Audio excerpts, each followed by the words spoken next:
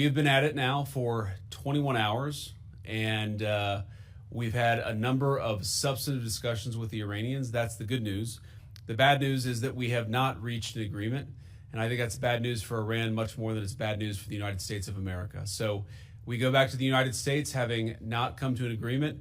We've made very clear what our red lines are, what things we're willing to accommodate them on, and what things we're not willing to accommodate them on.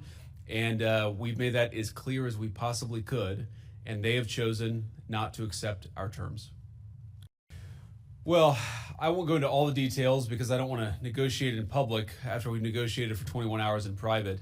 But the simple fact is that we need to see an affirmative commitment that they will not seek a nuclear weapon, and they will not seek the tools that would enable them to quickly achieve a nuclear weapon. That is the core goal of the President of the United States, and that's what we've tried to achieve through these negotiations.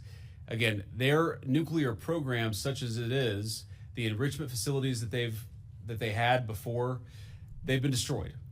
But the simple question is, do we see a fundamental commitment of will for the Iranians not to develop a nuclear weapon, not just now, not just 2 years from now, but for the long term? We haven't seen that yet. We hope that we will.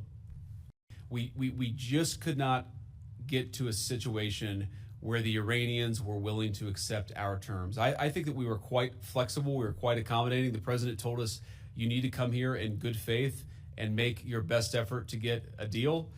We did that. And unfortunately, we weren't able to make any headway. Yeah, obviously, we were talking to the president consistently. I don't know how many times we talked to him, a half dozen times, a dozen times over the past 21 hours.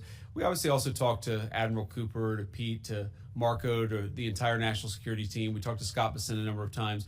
So look, we were constantly in communication with the team because we were negotiating in good faith.